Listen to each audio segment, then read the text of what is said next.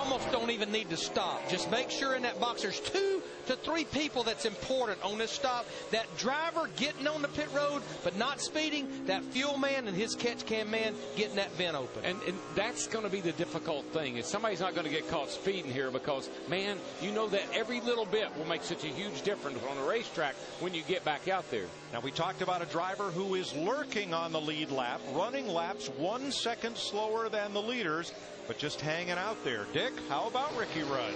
And he is a sly one. In 59 starts here at Lowe's Motor Speedway, Mike, he has run 30,000 miles. I just climbed to the top of his pit box and looked at the computer. Butch Hilton pointed his finger. It said 400.2. That's 400.2 laps. Rudd thinks he can make it, and finally, for the first time ever, win a race here at Lowe's Motor Speedway. They are telling him right now, stay out, you're fine. Jeremy Mayfield comes down to the inside of the racetrack and to pit road. That looks like an engine problem. NASCAR observers and officials report the track is clear. So no caution for Mayfield, who was a lead lap car. But just going back to what Dick Bergman was talking about Ricky Rudd, just remember he was one of the 2 cars that topped off with 60 to go. If he has slowed that pace down enough, he can make it. And right now, Denny Hamlin in the 11 just drives by Jimmy Johnson in the 48. This is a battle for 4th. Johnson's going to fight back on the low side.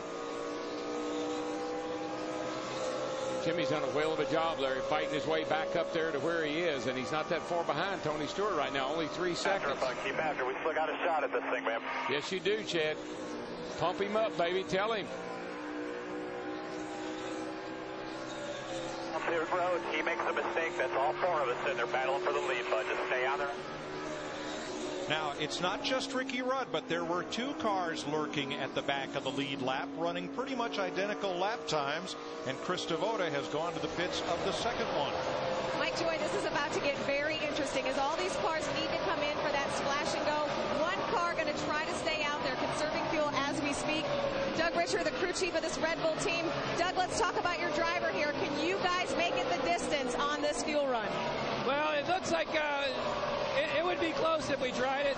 It looks like we're probably going to have to come and top off with the rest of them. All along he's been saying try to conserve fuel. Your driver has really been wheeling that car. No power steering, right?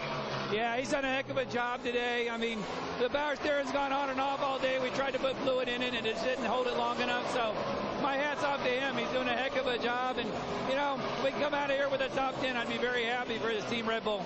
They would still love to make the gamble, though. It's going to be very close. 1 lap is what we're talking about. Man, go for it. Oh, yes, sir. What have you got to lose? No, we got nothing to lose, man. You got a shot, take it. Well, he's the lone effort now for Toyota, because they just pushed Jeremy Mayfield, the 36 car, behind the wall here with 13 to go. If they told me I was 1 lap short, I'd say I'll go for it. Darrell, they are 40th in owner points, the Red Bull team, and need a good finish here. They don't need what might have been. Yeah, that's a good point. I'm still going for it. 12 laps, 18 miles to go. And now teammates from Rick Hendrick's team.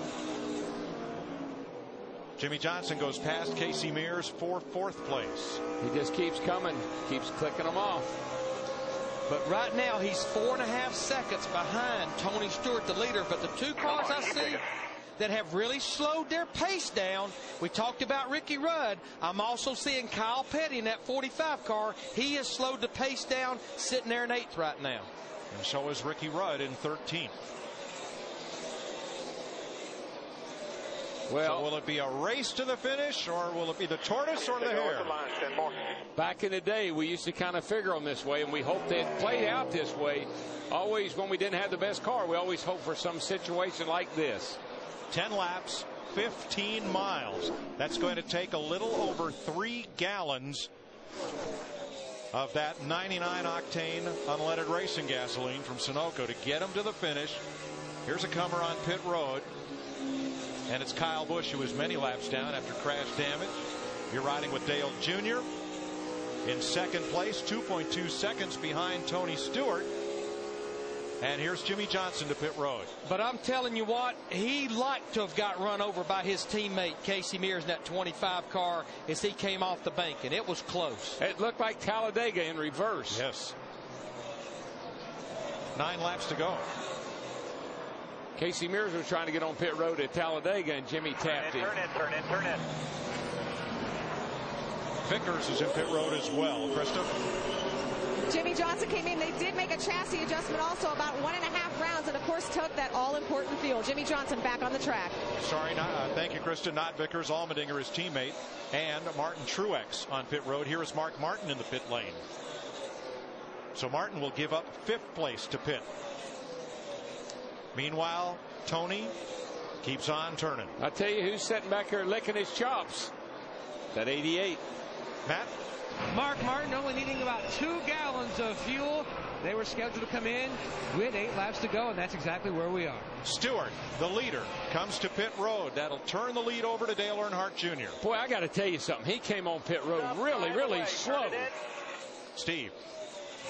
Greg Zuccadelli had said, don't speed down pit road. We need just over a second's worth of gas.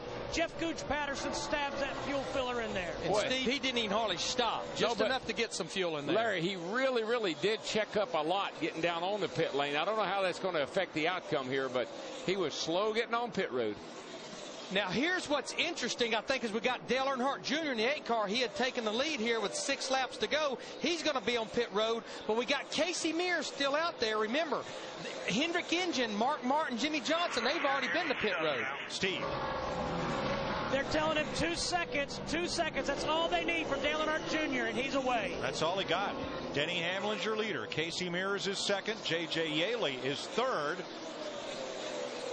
And now it's Carl Edwards' turn in the pit lane. He's the 9th place car.